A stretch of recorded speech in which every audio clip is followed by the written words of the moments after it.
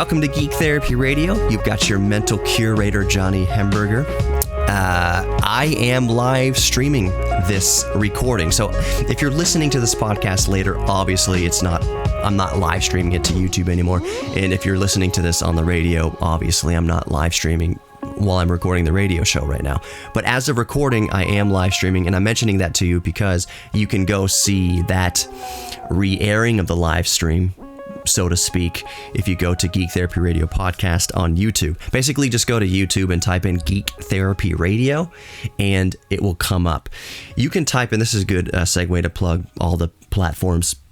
So all social media, Twitter, Facebook, Instagram, TikTok even, I put some videos up there, YouTube, all that good stuff. If you type in Geek Therapy Radio, just look for the red, white, and black color scheme, and that's how you know you've got me.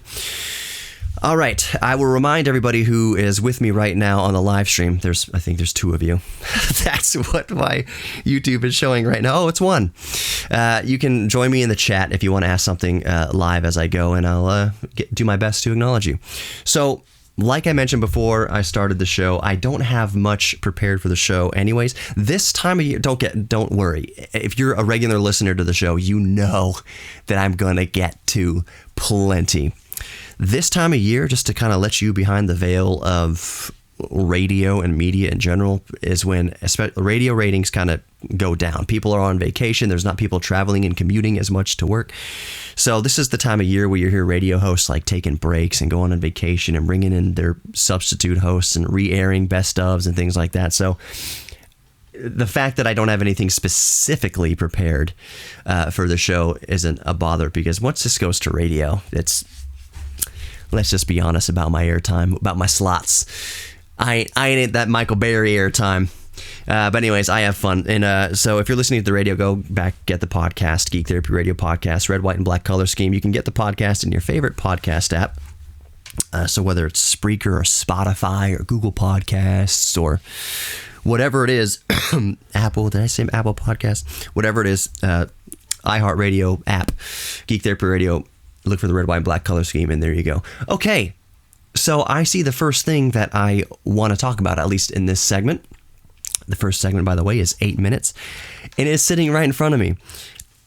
So I don't know how in-depth I've talked about this on the show in the past, but my dream computer. So we all had dream PCs, and I'm an 80s baby. I was born in 1983.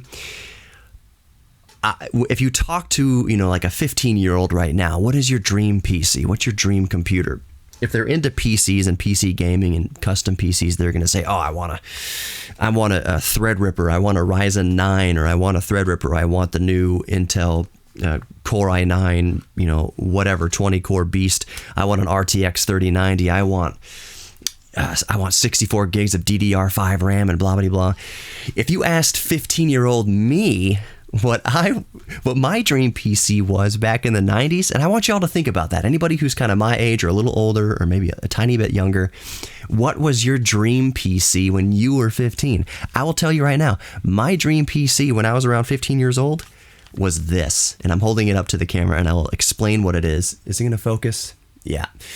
I will explain what this is to my radio and podcast listeners if you don't watch this video on YouTube. This is the HP Jornada 680. It's a palm top PC running Windows CE. Oh, this was my dream computer. I'm going to get out of the camera shot so we can focus on the computer, hopefully.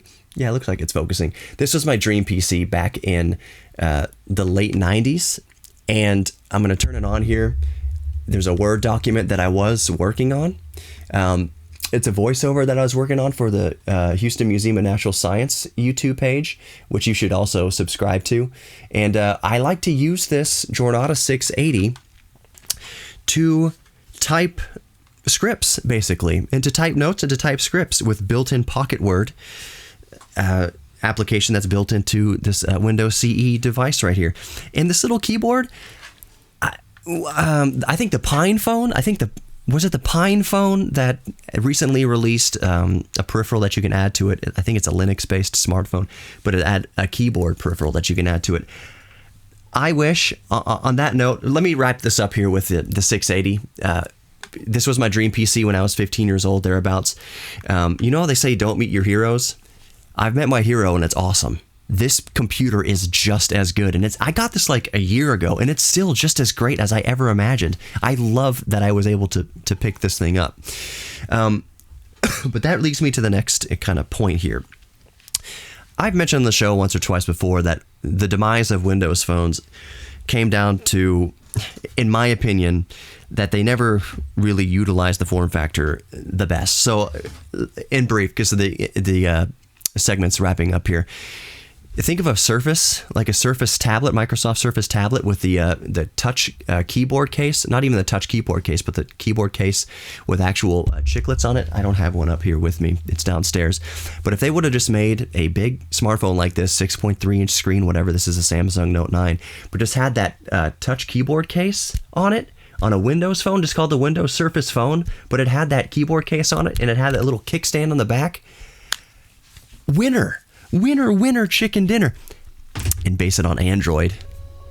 Or have a full Windows experience if you type in a USB-C display or plug in a mouse or whatever. I just think the demise of the Windows phone didn't have to be if they would have just used the form factor better. All right, so there's the bump music. We will come back with more Geek Therapy Radio in a moment. Don't go anywhere. You can check the podcast, Geek Therapy Radio podcast, in your favorite podcast player. Look for the red, white, and black color scheme. And that's it. We'll be right back.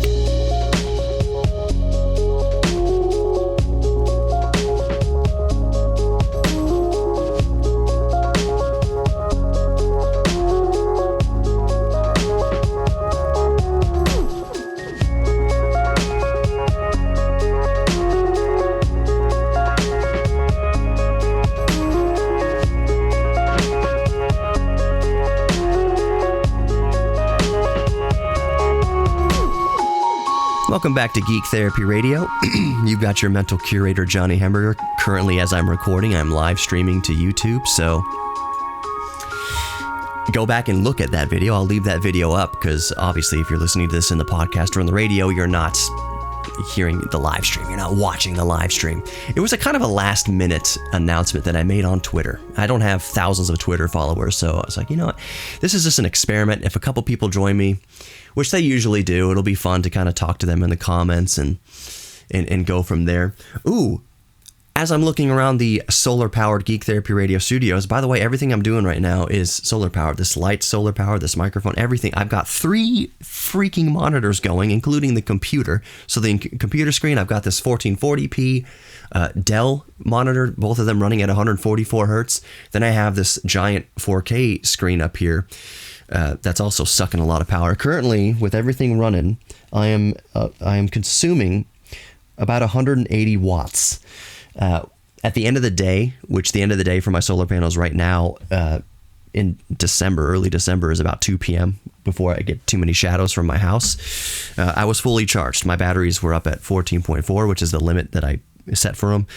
Top limit for lithium iron phosphate batteries is technically 14.6, but I like to keep my top charge at 14.4 just to leave a little bit of headroom. It's all about leaving some headroom, some buffer.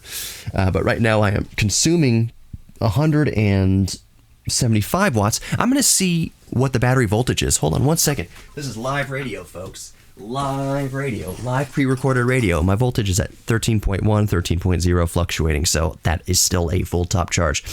Okay, so I'm looking at the live stream here, and I'm looking at the comments, and YouTube commenter is, that's his name on YouTube. He's letting me know something here. Let's see. I got to pre-screen this before I read it out, obviously, because I don't want to say anything terrible. I have lots of geek things, mainly hardware modifications and coding as a kid. Oh, cool. As he's gotten older, mainly locksmithing, flint napping, and firearm modifications. Whoa. I was always the guy who fixed everyone's computers. That still runs to this day. Wowie zowie. And then he says he loves my podcast, which, thank you so much, YouTube commenter. Flint napping. Can you, while I'm recording here, and I know there's a little bit of a delay, can you explain what flint napping is? Just like layman's terms of what flint napping is. Flint napping. I know what firearm modifications are. I know what locksmithing is, but flint napping, that is piqued my pickle. not to be too graphic about it. Anyways, so before I got wonderfully sidetracked by a live stream comment, I'm looking over here in my solar-powered Geek Therapy Radio studios. Can I pull it into frame here? Is it going to be visible? Yeah. My RCA 77DX. You should go to the Geek Therapy Radio podcast YouTube channel right now and watch the video that I just made on this RCA 77DX. In a nutshell, it's been in my family since it was new in 1954, and my grandfather worked for RCA. As I mentioned in the video, I don't know if he got it as a corporate gift or if he just bought it and brought it home. Either way, we've had it since 1954. To my knowledge, it has been unmodified and not restored in any way, shape, or form that we know of. My dad used it in our first radio station when he started out his career. And then my uncle had it for several years after that, and now I have it back to continue the. So my uncle passed the radio torch since I got this show in 2017, and I have used this on a few of my podcasts and radio shows. There's a whole, basically, series of podcasts where I'm using this thing, like trying to figure out the best settings for it. The EQ is just like learning about ribbon microphones and how drastically you need to EQ them to get a good modern sound out of it. But EQing is not even the main thing. The main thing with ribbon microphones, especially vintage microphones, is gain. A lot of cheap audio interfaces simply don't have enough gain to get a good strong signal out of a ribbon microphone. So people think they're broken. They got to, if you have some cheap $100 Focusrite Scarlett, which those are great interfaces, don't get me wrong. Scarlett's and Focusrite, that's an amazing company. I've used them. I love them. But a lot of times these $100 interfaces don't have enough clean gain to give a ribbon microphone. So you need something like a inline booster. And I've got it right here, inline gain booster. Basically, you feed this phantom power. This is a dynamite that I have because it's a little bit cheaper than a cloud lifter. Hopefully it'll focus on there. Will it maybe? Yeah, so this is an inline gain booster, and this basically boosts the gain coming out of the ribbon mic by like 20 decibels or something like that, so that you don't have to use as much gain on the gain knob of your audio interface. It cleans up the audio a bit. I say a bit. Yeah, so if you have a vintage ribbon microphone or almost any ribbon microphone, inline gain booster is your best friend. And I definitely have to use it with modern equipment for the 67-year-old RCA Type 77 DX. But anyways, there's a whole series of podcasts that I made using the 77DX and trying to get the best settings out of it. And I wound up saying, where I've kind of left it is, my workhorse is this MXL V67G. I bought this for $100, maybe it was $90. I bought it from Sam Ash in Northridge, California in 2003. My goodness, all these memories just come flooding back. Was it Sam Ash? Was it in Northridge? There was a Circuit City. Holy crap, I am dating now. Circuit City in Northridge that I used to go to get RAM, DDR RAM, for my Celeron computer that I was going to sound school with. My goodness gracious. So anyways, I got this first microphone, yes, in 2003. It was from Sam Ash. Maybe it was closer to downtown Los Angeles. At the time, I was living in Simi Valley. If I got any Californians listening to the podcast, let me know. Give me a shout. But this is my workhorse, this MXL V67G. I think it's still $100 today. Given with inflation, that means that it's just gotten cheaper and cheaper over time, over the last almost 20 years, 18, 19 years. Oh, I feel so old. Anyways, that's my workhorse, and I use the ribbon microphone, the 77DX, as another paintbrush, as another color in the palette, occasionally. But it's not going to be a workhorse. It should be kind of protected anyways. But I have it on a nice strong boom arm here, and I do use it from time to time. That video I made on YouTube specifically about the 77DX, I recorded the entire voiceover with the 77DX, and I go over the gain settings, and I go over the EQ settings and all that stuff in that video, with a lot of sexy glamour shots. For those of you just listening to the podcast or just listening to the radio, the RCA 77DX is what David Letterman had on his desk, is what Larry King had on his desk. It's that iconic, it looks like a giant medicine pill.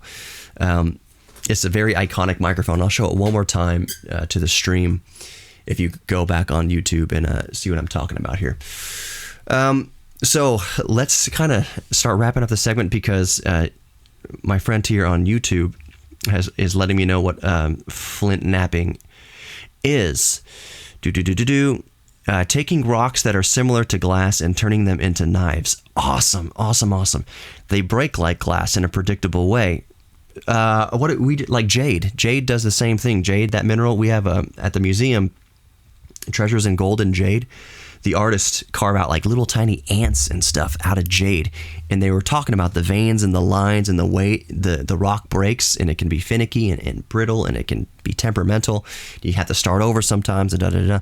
So that's basically what he's saying flint napping is, taking rocks that are similar to glass, so I would imagine like jade, and turning them into knives. They break like glass in a predictable way that allows you to form razor-sharp edges for primitive tooling, essentially what is used to make arrowheads and primitive knives. Awesome. And then he mentions, oh, cool, you strive to have the best audio like mine to be best at what I do. Yeah, and you lived in Huntington Beach. I don't want to give too much of your information away, YouTube commenter, but awesome. Yeah, I lived in California. He says he's a Texan. Of course, I'm a Texan too. I was born just minutes from the Alamo. Just minutes from the Alamo in San Antonio. So no matter where I've lived in the country, I'm a Texan. I'm freaking Texan, man, through and through. Anyways, more Geek Therapy Radio coming up. Don't go anywhere.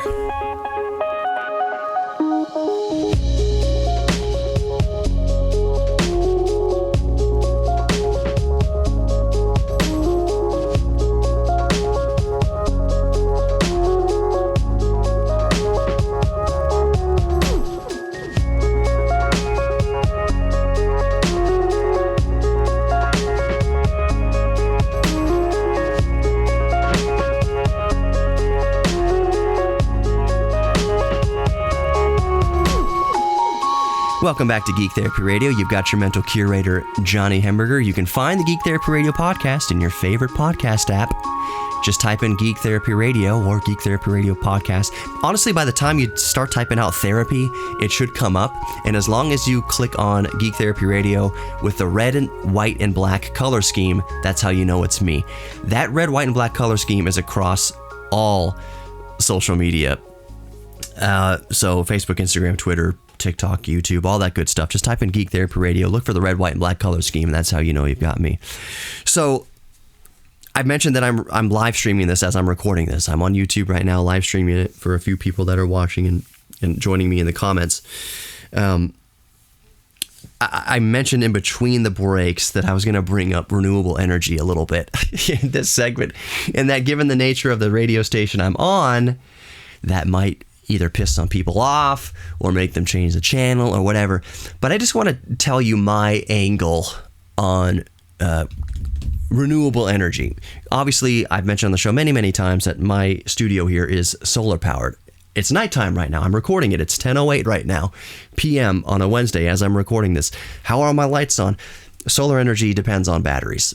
You know, people say, oh, when the sun goes down, you can't use the energy anymore. No, that's just ignorance. You store it one way or another, usually in batteries.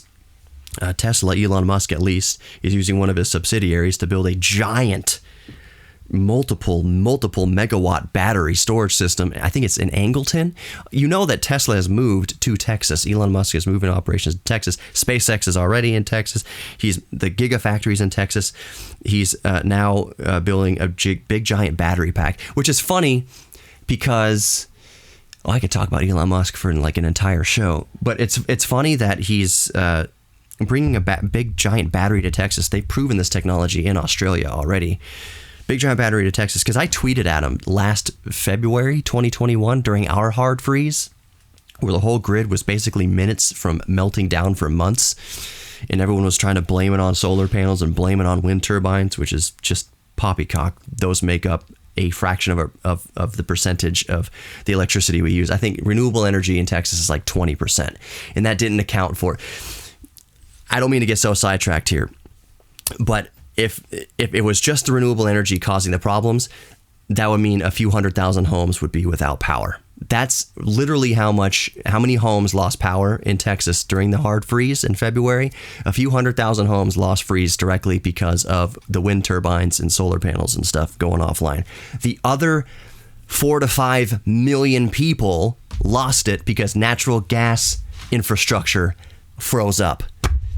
It wasn't the renewable energy that put millions of people out of power. It was the failure of the entire infrastructure, about 80% of which being fossil fuels. So when you hear radio shows and you hear talk shows showing the frozen wind turbines, it's just because they know their audience. They know who the P1 is, and they're just trying to piss that person off and keep the misinformation flowing to keep you hyped and keep you listening. But that's not really the case. The numbers don't work for that. Anyways, I tweeted during that freeze, hey, Elon Musk, knowing about the big giant battery he put in Australia on a dare, because that's Elon Musk. I say, how about we put a battery in Texas for our wind turbines and solar or whatever, just more backup. We obviously need it. And within a few weeks, he announced that they're building a battery. Not because of me, obviously not because of me. This is something that was already in the works long before I tweeted, and he probably never even saw my tweet. But he's building a big giant battery to store that renewable energy. So I wanted to just give my kind of personal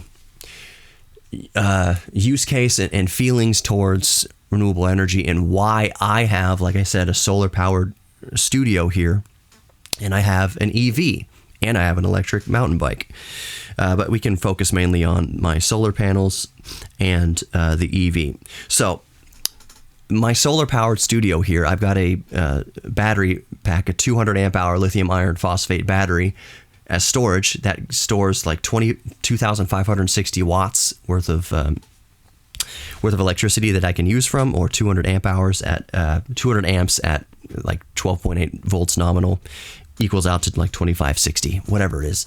So I can use 2,560 watts theoretically overnight. Right now, I'm using 175 watts to run the studio here and record this podcast and record the radio show and have all this computer running and all these screens on and the lights on and the camera going.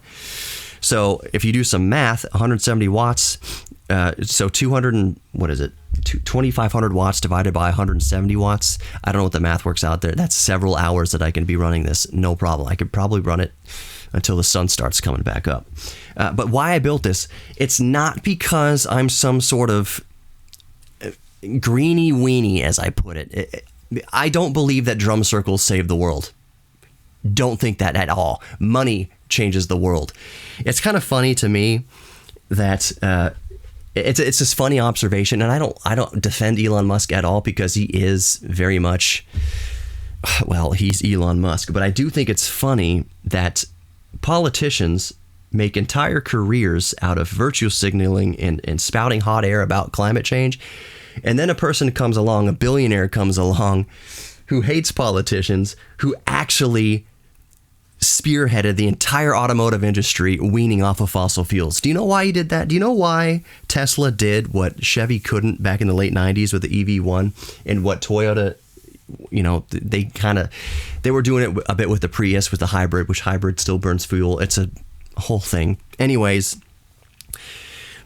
EVs in the past from big manufacturers were experiments. I mean, they're running off of lead acid batteries. Lithium wasn't there the way it is today. And two, when we started getting lithium battery packs, so like in the Toyota Prius, they started marketing that type of technology towards hippies. They made it all about wearing a bandana and handing out water bottles and cleaning up beaches, and they made it a big environmental thing. And that's not a problem. Being an environmentalist is not a problem. Being good stewards of our planet is not a problem.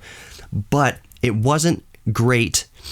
In my opinion, it wasn't the best for marketing for as far as EVs are concerned and such. So one of it's the technology catching up. The other thing is marketing Priuses to hippies, basically. Hippies don't have money. I'm just I'm being satirical here. What Elon Musk did, he said, let's make EVs sexy. Let's use the machine of capitalism to sell EVs. And he didn't make Tesla about being environmentally conscious. He made Tesla about having what everybody else wants, having a car that looks really cool, having a car that looks sexy, selling that sex appeal. The models of Tesla themselves are Model S, Model 3, which is a backwards E, Model X, and Model Y. That's sexy. That even spells sexy. Basically, he used capitalism to further green energy and reduce our dependency on fossil fuels. That's just my take on it. That's just how I've seen it.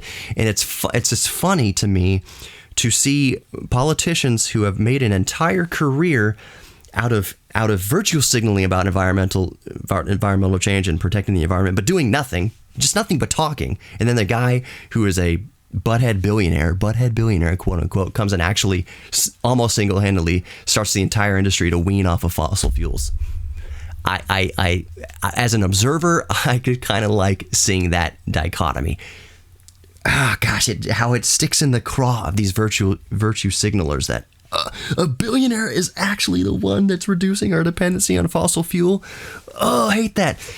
To conclude that sentiment, why it's funny to me is I don't know where we got this idea that people who actually changed the world had to be nice. Where did we get that idea that actual inventors and people who change the face of the planet and the future of humanity as we know it are supposed to play the PR game, are supposed to kiss the ring of the politicians spouting at the mouth? Why did we ever get the idea that Elon Musk had to be nice about it, or that he couldn't make money off of environmentalism? His genius was that he said, I can make billions of dollars off of environmentalism. I'm not getting into whole government subsidies and that and the overvalued Tesla stock and all that. I'm not getting into that. I'm just saying he used the mechanism of capitalism, in his case, to further EVs further into the future. If he didn't do that with Tesla, Chevy and Ford and GM owns Chevy, all the big three manufacturers, and Volkswagen and Lexus and all that, wouldn't do anything about it. They just keep selling the internal combustion engine for the end of time because it's much cheaper to produce right now. It's only that that Tesla started threatening sales and they saw that a market was being carved out for EVs that they all started to get on board. And that wasn't done in a drum circle. That wasn't done in a drum circle. Why do people who change the world have to be nice? Why did we expect them to be nice? Hope I didn't lose any listeners or followers or whatever for that rant. I'm just saying, I'm just observing. The world is gray. It is not black and white. The people who change the world aren't always nice and rarely are. So anyways, more Geek Therapy Radio coming up. Don't go anywhere.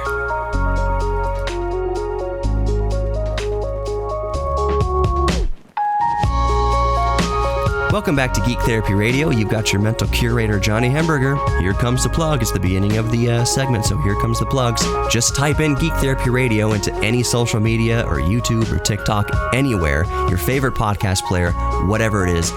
Google, just type in Geek Therapy Radio, and no matter what you find, whatever outlet, whatever platform you find, just look for the red, white, and black color scheme, and that's how you know you've got me. That's how you know you've got Geek Therapy Radio. I'm wearing the shirt today, and it's short. It's bearing my midriff like it's 2002 Britney Spears. Should I show you? I should do that for the live stream. I should play some sexy music. Can I do it? There we go. Pardon me. I don't have a dump button here, a cough button here in my solar-powered studio because I'm pre-recording it, and I could have just edited that out, but I'm not gonna. I am not gonna. Okay, to the live stream comments. Again, if you're just listening to the radio broadcast of this or the podcast later on, obviously I'm not still live streaming, but let's continue on the conversation I'm having with a fella named YouTube commenter here in the comments. So he says his next geek thing will probably end up hurting him. Let me just read his words. My next geek thing will probably end up hurting me. Once I get the opportunity, I'd love to take on forging metal. Me too, since I can already make knives out of rock. That would make perfect sense. As I'm reading this here, and I know there's a delay here, have you set up a forge? Have you looked into setting up a forge? Don't get any ideas from me, but I think you can do it like with a leaf blower and clay and charcoal and things like that. Don't go burning your house down with basically a flame-throwing leaf blower. But I've seen it done. I'm sure there's plenty of YouTube tutorials on how to build a forge at home. That's so cool. Another thing I would like to get into is welding. Forging and welding. I don't even know what I would make if I was forging. I would probably just make knives, really crude, crappy knives, but they'd be my knives. They'd be Johnny Hamburger knives, and I'd be proud of them, and I would hang them up all gangly. And like, what is this, a kindergarten project? What is this? No, I made that knife. It is just as stabby as any other knife. So yeah, I hear you with the forge. We went into lithium here. He says, you imagine it'll get boring, but I'm looking forward to it. Let me know how that goes. So he says, but what do you think about the fact that lithium mining is very bad, true, for the environment, and they say it takes a long time for you to become green first production? That is a very, very, very good point. I knew that live streaming this would be fruitful. That's a very good question. People bring that up all the time. But mining lithium and strip mining for lithium, and that's terrible for the environment and the production issues and transport. You're burning fossil fuel, and it's still fossil fuels to transport and make the diggers. And lithium itself is toxic, and mining it is toxic. Byproducts are toxic. They are. They are, and it is a straight up fact. If you buy let's say you buy a Tesla or a Chevy Bolt. I have a Chevy Bolt. Yes, the ones that burst into flames. There's like 10 of them that burst into flames out of a couple 100,000. I'm in that whole recall thing. I'm going to get a new battery, extended range. It's going to be great. Anyways, it is true that, let me go back to my point. If you buy a Tesla, it depends what state you buy it in as far as how quickly you go green with it. Because yes, I don't know if people notice, but in a Tesla or any EV, there's lots of plastics and there's lots of things in there that are petroleum based, synthetic fibers, all sorts of things that are based on fossil fuels, petroleum. You can't do anything without petroleum. Petroleum's in my shirt, petroleum's in my pants, petroleum's in my watch, petroleum's in this RCA 77DX, in this microphone, in this pop screen, in this computer. It's just filled with petroleum. My speakers, everything relies on petroleum and fossil fuels. Everything is made with it. Everything. You have things in your mouth. If you've had dental work, there are things based in petroleum in your freaking mouth right now. There's no way to live completely petroleum free, fossil fuel free. There's just no way. And it's stupid to think that you can. Sorry, I don't mean to say stupid, be so blunt like that, but it's ignorant to think that you can live a life completely free of petroleum without going out in the desert somewhere butt naked and just trying to survive off the land as much as you can. By all means, more power to you if you want to do that. But people like Occupy Wall Street, people tweeting on phones and iPads made in China from petroleum. That was funny. That was funny to me. If you haven't realized, now I'm a realist. Yes, I'm a geek and I'm all inclusive, and I include everybody here no matter what religion or walk of life or sexual orientation or who you love or what you I include everybody. We're all geeks about something. I firmly believe no matter your politics, we all, love Star Wars and computers and video games. There's something that we can have in common. That politics is just one part of a totem pole of 100 different pieces. And we're going to go at each other's throats and hate each other over politics, over one piece of who we are. That's silly to me. So I'm very inclusive here. I say I draw a circle in the sand, not a line in the sand. But I am still entitled to my own opinions. Just like you're entitled to your own opinions. It doesn't mean we have to hate each other for it. It's just my opinion that I see the world from a realist point of view. There's never a black and white issue. So remember Occupy Wall Street 2011? I've got my ideas on why that happened.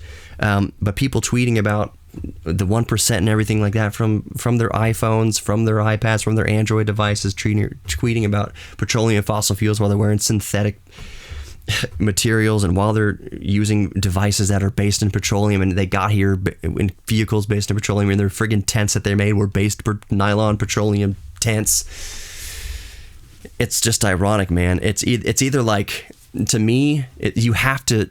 That is from ignorance. That's just from lack of education about where the products you use come from. So if you don't know about something, keep your mouth shut about something. Basically, if you haven't, so I tie that into racial things too. You don't know, speaking as a white person, I don't know what a black man has gone through. I have not walked in his shoes, so I don't comment or pretend to know how to fix the problems with that they face. I don't have the audacity to think that I would say, here's what will fix that. Let's go into the ghetto or whatever, and let's just do this, and it'll fix it. Let's just throw money at this thing. Here's what they need. No, I'm not ever going to say anything like that because I'm not that ignorant. I have not walked a mile in another person's shoes. The best I can be is empathetic. If somebody who is going through struggle, someone who has different attributes than me, different lifestyle than me, different orientation than me, identifies different than me, wants to tell me what they go through, absolutely, I'm going to listen and I'm going to be empathetic and I'm going to learn. But I'm not going to spout off about things that I don't know about. I will try not to, at least. So these college kids, mostly white college kids at Occupy Wall Street, tweeting about bringing down the system and billionaires and the 1% from their friggin' Apple iPhones in their synthetic tents and their synthetic clothes and driving cars up. It was just titillating to see, basically, as an observer from afar. Like, you just don't realize. And your ignorance is what's causing you to spout off at the mouth about this. You're just making yourself look foolish. So back to the point here.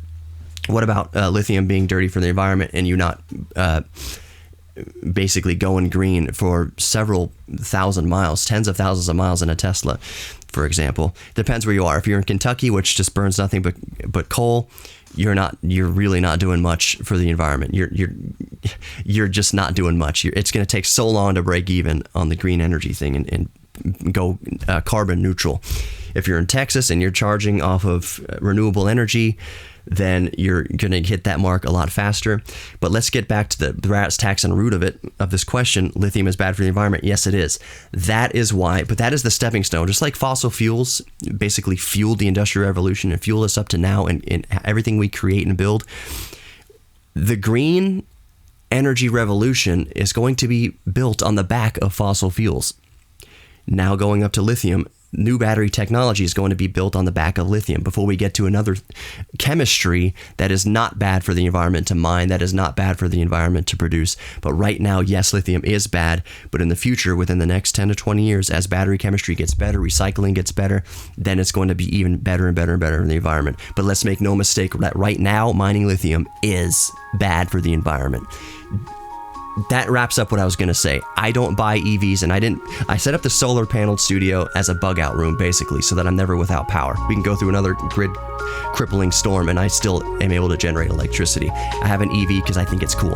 It's nerdy technology and I just think it's really neat. Same reason I have the EV mountain bike. You are worthy of love. Thank you so much for listening. Talk to you next time.